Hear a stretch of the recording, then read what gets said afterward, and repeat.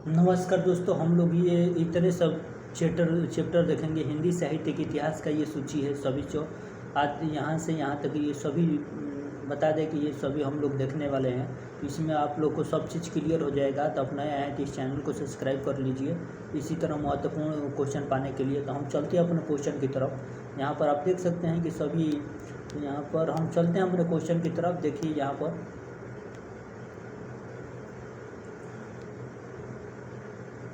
साहित्य के बारे में हम लोग देखेंगे। कह रहा है कि साहित्य शब्द दो शब्दों से मिलकर बना है। यहाँ पर हम लोग चलते हैं अपने यहाँ पर देखिए। कह रहा है कि साहित्य शब्द किसे दो शब्दों से मिलकर बना है। साहित्य प्लस यत, इनके युग से क्या, इनके युग से बना है। कह रहा है कि जिनका शाब्दिक अर्थ क्या होता है, जिनका शाब्दिक अर्थ होता है स्वभाव। इनका शाब्दिक अर्थ क्या होता है, स्वभाव होता है। उसके बाद से ये दूसरे पॉइंट देखेंगे। कह रहा है कि संस्कृत में साहित्य को परिभाषित करते हुए कहा गया है कि साहित्यस्य भाव, साहित्य अर्थात जिससे मानव हित का संबंध हो उसको हम साहित्य कहते हैं। तो ये कहने का मतलब है कि साहित्यस्य भाव साहित्यम, अर्थात जिससे मानव हित का संबंध हो उसी को हम साहित्य कहते हैं। उसके बाद से हम लोग का तीसरे पॉइंट पर चलेंगे।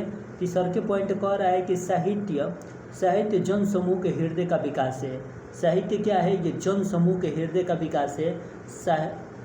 साहित्य जन समूह के हृदय के विकास है। बाल प्लस कृष्ण भट्ट, ये क्या हो जाएगा, बाल प्लस कृष्ण क्या हो जाएगा, बाल कृष्ण भट्ट। कह रहा है ना कि साहित्य जन समूह के हृदय का विकास, ये किसका कथन है, बाल कृष्ण भट्ट का ये कथन है। उसके बाद से हम लोग आगे चलेंगे। आगे यहाँ पर देखिए कह रहा है कि साहित्य, यहाँ पर देखिए साहित्य दो शब्दों इति प्लस हास्य से मिलकर बना है। ये इनके इति प्लस हास्य के योग से बना है, जिनका शाब्दिक अर्थ होता है ऐसा ही था या हुआ। उसके बाद से दूसरे पॉइंट देखिए। कह रहा है कि व्यक्ति समाज देश की महत्वपूर्ण और विशिष्ट और सार्वजनिक क्षेत्र की घटनाओं का कालक्रम से लिखा हुआ विवरण और तथ्य घटनाओं का कालानुसार विवेचन इतिहास कहलाता है। ठीक है ना। तो उसके बाद से आगे चलते हैं हम लोग। आगे यहाँ पर देखिए व्याकरण को क्या किया गया है। व्याकरण को दो बराबर भाग में बांटा गया है। व्याकरण का संधि विच्छेद अक्सर पूछ लेता है। तो व्याकरण का संधि विच्छेद क्या हो जाएगा, अगर व्याकरण को हम तोड़ेंगे ना तो बी प्लस आकरण के अर्थ में टूटेगा। इसका अर्थ होता है विशेष रूप में बंधना। इसका शाब्दिक अर्थ क्या होता है, इसका शाब्दिक अर्थ होता है विशेष रूप में बंधना। उसके बाद से व्याकरण की परिभाषा देखेंगे। यहाँ पर हम लोग क्या करेंगे, व्याकरण की परिभाषा देंगे। कह रहा है कि जिसके माध्यम से शब्दों की उत्पत्ति या निष्पत्ति होती है, माने कि जिसके माध्यम से क्या होता है, शब्दों की उत्पत्ति और निष्पत्ति होती है, उसी को हम व्याकरण कहते हैं। और एक शब्द यहाँ पर एक और यहाँ पर देखिए अर्थात कह रहा है कि व्याकरण वह शास्त्र या विद्या है जो हमें किसी भी भाषा को शुद्ध रूप से पढ़ना, लिखना या बोलना सिखाती हो, उसी को हम, भाषा क्या है, ये भाषा एक शस्त्र है। ठीक है ना। जिस भाषा एक शस्त्र या विद्या है जो हमें किसी भाषा को शुद्ध रूप पढ़ना, लिखना और बोलना सिखाती है, उसी को हम क्या कहते हैं, उसी को व्याकरण कहते हैं। ठीक है ना। जिससे हम शुद्ध बोलना, शुद्ध लिखना, शुद्ध पढ़ना आ जाए, उसी को हम व्याकरण कहते हैं। यहाँ पर देखिए दूसरे पॉइंट कह रहा है कि व्याकरण को शब्द शास्त्र और पद शास्त्र भी कहते हैं। व्याकरण को दो शब्द कहते हैं, ये शब्द शास्त्र कहते हैं और पद शास्त्र भी कहते हैं। यहाँ पर देखिए तीसरे पॉइंट कह रहा है कि पाणिनि कात्यायन, यहाँ पर पाणिनि कात्यायन और बरूची और ये पतंजलि संस्कृत व्याकरण के त्रिमूर्ति के रूप में जाने जाते हैं। तो यहाँ पर याद रखिएगा कि देखिए एक पाणिनि हो जाएंगे और कात्यायन बरूची एक ही के अंतर्गत आते हैं, और उसके बाद से पतंजलि, ये व्याकरण के त्रिमूर्ति के अंतर्गत। कोई भी पूछ देगा कि व्याकरण के त्रिमूर्ति कब दे देगा, विकल्प में कि व्याकरण के त्रिमूर्ति कौन नहीं है, तो यहाँ पर पाणिनि, कात्यायन बरूची याद रखिएगा। उसके बाद से पतंजलि। ठीक है। उसके बाद से हम लोग आगे चल रहे हैं आगे। ठीक है ना। तो यहाँ पर ये आप देख सकते हैं कि ये सभी प्रतियोगी परीक्षाओं के लिए महत्वपूर्ण किताब है। और ये पंकज वर्मा, जो प्रोफेसर पंकज वर्मा है, उनका ये किताब है। तो यहाँ पर हम देख सकते हैं, यहाँ पर चलते हैं आगे क्वेश्चन की ओर देखते हुए। यहाँ पर कह रहा है ना कि विशेष कुछ तथ्य होते हैं, उनके बारे में हम लोग जानेंगे। विशेष तथ्य क्या होता है उनके बारे में यहाँ पर कह रहा है कि पाणिनि अष्टाध्यायी 8 × 4 इक्वल टू क्या है, ये 32 पाद बताए हैं। और यहाँ पर इन्होंने कुल कितने श्लोक बताए हैं, तो 39 और 78 श्लोक बताए हैं। और यहाँ पर कह रहे हैं कि कात्यायन बरूची ने वार्तिक और पतंजलि ने महाभाष्य नामक व्याकरण ग्रंथ लिखा है। यहाँ पर क्या कह रहा है कि कात्यायन बरूची ने वार्तिक और पतंजलि ने, देखिए यहाँ पर कह रहा है कि कात्यायन और बरूची ने क्या लिखा है, तो वार्तिक लिखा है। और यहाँ पर पतंजलि ने कौन सा भाष्य लिखा है, तो महाभाष्य व्याकरण लिखा है, ठीक है ना, ये कह रहा है। यहाँ पर हम काव्य शास्त्र के कुछ बारे में जानेंगे। थोड़ा दिक्कत इसलिए हो रहा है ना कि यहाँ पर थोड़ा प्रॉब्लम है, हाथ से माइक रखना पड़ रहा है, इसलिए प्रॉब्लम है, ठीक है ना। तो हाथ से माइक है, फिर भी एक हाथ से इस तरह स्क्रीन पर हाथ चलाना पड़ रहा है, इसलिए थोड़ा दिक्कत महसूस हो रहा है। कह रहा है यहाँ पर काव्य से संबंधित विविध तथ्यों का अध्ययन करने वाले शास्त्रों को हम क्या कहते हैं, ये काव्य शास्त्र कहा जाता है। ये काव्य से संबंधित विविध तथ्यों को अध्ययन करने वाले शास्त्रों को काव्य शास्त्र कहा जाता है। इनमें काव्य के लक्षण हेतु प्रयोजन गुण दोष आदि का विवेचन किया जाता है, ठीक है ना। उसके बाद से कह रहा है यहाँ पर देखिए, आधुनिक काल में काव्य का स्थान पर साहित्यिक शब्द प्रचलित हो गया है, अतः काव्य शास्त्र को साहित्य शास्त्र भी कहा जाता है, ठीक है। वहाँ पर देख काव्य वह पदात्मक रचना है, काव्य वह पदात्मक रचना है जो सामान्यतः, यहाँ पर देखिए काव्य के कुछ जानेंगे हम, काव्य क्या है। यहाँ पर काव्य का वह पदात्मक रचना जो सामान्यतः छंद और लय में बंधे हुए शब्दों की निधि है, उनका उद्देश्य रस या आनंद है तथा जो हमारी भावनाओं को उद्दीपित और तरंगित कर रसा अनुभूति प्रदान करता है। कहने का मतलब है ना कि यहाँ पर छंद किसको कहते हैं, जो उद्देश्य, जिसका उद्देश्य रस आनंद है और जो हमारी भावनाओं को उद्वेलित और तरंगित करता है, उसी को रसानुभूति कराता है, उसी को छंद कहते हैं। यहाँ पर उसी को हम लोग काव्य कहते हैं, ठीक है ना। यहाँ पर देखिए, यहाँ पर काव्य के कितने भेद होते हैं उसके बारे में हम लोग जानेंगे। यहाँ पर देखिए काव्य के कितने भेद होते हैं। काव्य के निम्नलिखित आधारों पर वर्गीकृत किया जा सकता है। यहाँ पर देखिए काव्य के 3 भेद होते हैं। ये देखिए यहाँ पर थोड़ा दिक्कत महसूस हो रहा है। यहाँ पर देखिए कह रहा है कि ये रमणीक आधार पर हम काव्य के देखेंगे तो उत्तम काव्य होता है, मध्यम काव्य होता है और ये अधम काव्य होता है। और उसके बाद से कह रहा है कि रूप के आधार पर अगर काव्य को देखेंगे ना तो ये दृश्य काव्य, जैसे नाटक क्या होता है, दृश्य काव्य होता है, और श्रव्य काव्य ये रूप के आधार पर होता है। उसके बाद से कह रहा है कि काव्य के 2 प्रकार होते हैं, एक प्रबंध काव्य होता है, एक मुक्तक काव्य होता है। यहाँ पर दिया ना काव्य के 2 भेद होते हैं, वो देखा काव्य के कितने भेद होते हैं, तो 2 भेद होते हैं, एक मुक्तक काव्य, एक प्रबंध काव्य होता है। तो ठीक है ना। यहाँ पर देखिए प्रबंध काव्य को हम लोग जानेंगे। कह रहा है कि इनमें मानव जीवन का पूर्ण दृश्य, इनमें क्या होता है, मानव जीवन का पूर्ण दृश्य चित्रित होता है, इनमें मानव जीवन का पूर्ण दृश्य चित्रित होता है। और ये जो प्रबंध काव्य है ना, ये 3 प्रकार का होता है। ये प्रबंध काव्य कितने प्रकार का होता है, तो प्रबंध काव्य 3 प्रकार का होता है, ठीक। यहाँ से ख़त्म हो गया, तो यहाँ पर हम चलेंगे। और यहाँ पर देखिए 3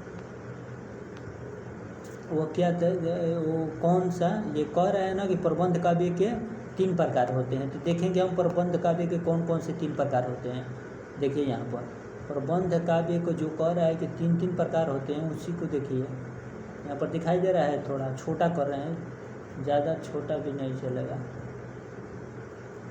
इतना छोटा चलेगा, दिखाई दे रहा है ना, थोड़ा सा बड़ा, थोड़ा बड़ा। यहाँ पर देखिए कह रहा है ना कि यहाँ पर जो काव्य होता है वहाँ पर उसको 3 बराबर भागों में बांटा गया है। और कौन से प्रबंध काव्य को 3 बराबर भाग में बांटा गया है, उसको कह रहा है कि महाकाव्य है। एक महाकाव्य है जिसमें महाकाव्य में पद्मावत आता है और सकेत आता है, प्रिय प्रवास आता है, कमायनी आता है, रामचरित्र मानस आदि हिंदी के प्रमुख काव्य हैं। तो ये महाकाव्य के अंतर्गत आता है। दूसरा का खंड काव्य होता है जिसे सुदामा चरित, पथिक और गंगा अवतरण, नहुप आदि हिंदी के प्रमुख खंड काव्य की ये दूसरा का ये खंड काव्य के अंतर। तीसरा का जो होता है ये आख्यानक गीतियाँ होती है, जैसे कहने का मतलब है ना कि ये झांसी की रानी, ये आख्यानक गीतियाँ है। और रंग में भंग ये आख्यानक है। तो ये कह रहे हिंदी के प्रमुख आख्यानक गीतियाँ है, ठीक है ना। उसके बाद से हम लोग आगे चलेंगे। आगे यहाँ पर देखिए, आगे कह रहा है कि यहाँ पर महाकाव्य के जो लक्षण है उनको हम लोग देखेंगे। कह रहा है ना कि महाकाव्य का कथनात्मक ऐतिहासिक और इतिहासश्रित होता है। ये महाकाव्य क्या होता है, तो महाकाव्य का जो कथानक होता है ना ऐतिहासिक होता है और इतिहासश्रित होता है, ठीक है ना।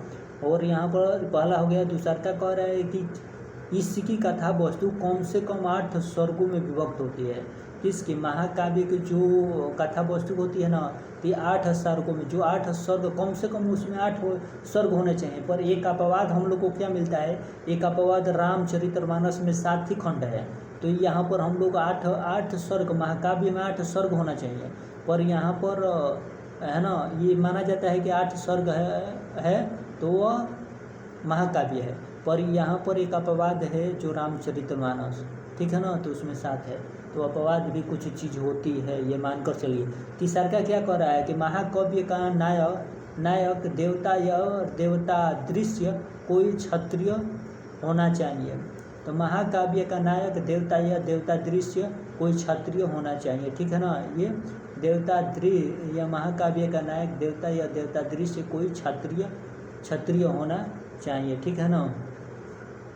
ये महाकाव्य की विशेषता है। महाकाव्य का ये विशेषता है कि इसका नायक देवता या देवता दृश्य क्षत्रिय होना चाहिए। ये महाकाव्य की विशेषता है, ठीक है ना। उसके बाद से महाकाव्य की विशेषता तीसरा का नंबर हो गया।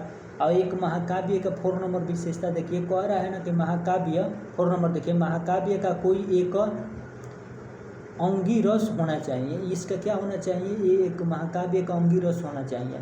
महाकाव्य का यहाँ पर जो कह रहा है ना कि महाकाव्य का फल सद्वृत्त होता है। महाकाव्य का फल क्या होता है, सद्वृत्त होता है, अर्थात इसका उद्देश्य चतुर्थ वर्ग की प्राप्ति है, ठीक है ना।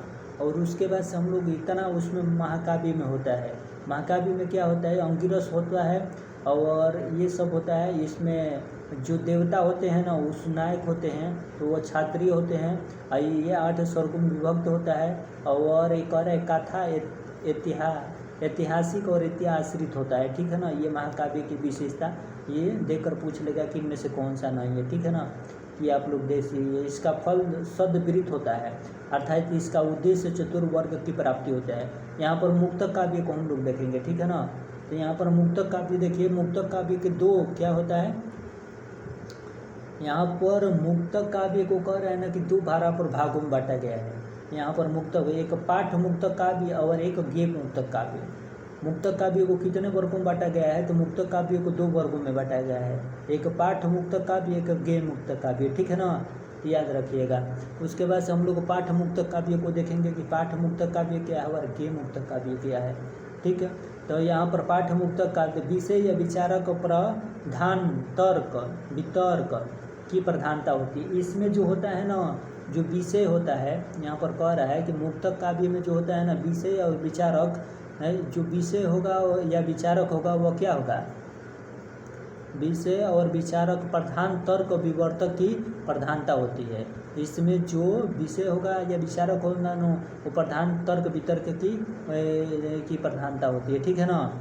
उसके बाद से जैसे मुक्तक काव्य के अंतर्गत कौन कौन से कवि आते हैं, तो बिहारी हो जाएंगे और रहीम हो जाएंगे, ये देव हो जाएंगे, ये मुक्तक काव्य के अंतर्गत आने वाले कवि हो जाएंगे, है ना। मुक्तक काव्य के अंतर इसका जो विचार होता है ना तर्क होता है, वितर्क होता है, इनमें तर्क वितर्क की प्रधानता देखने को मिलती है मुक्तक काव्य में।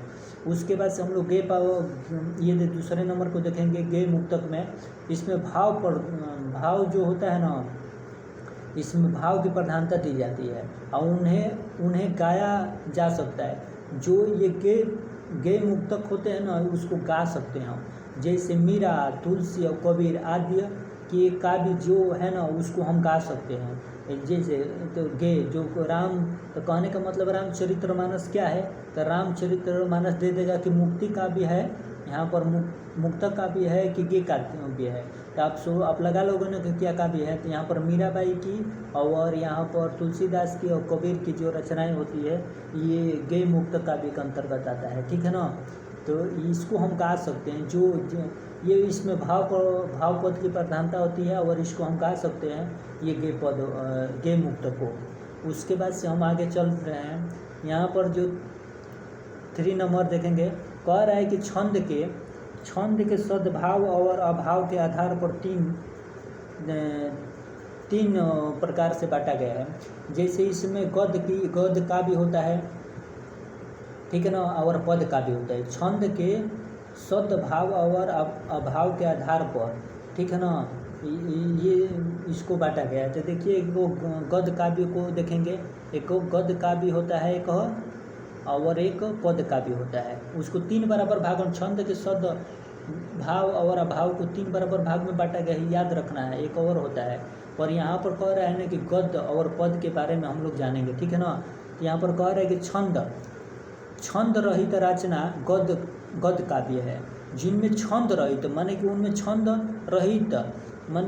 रहित रचना क्या होती है, ये छंद रहित मतलब छंद उसमें नहीं रहना चाहिए, उसी को हम गद्य काव्य कहते हैं, ठीक है ना।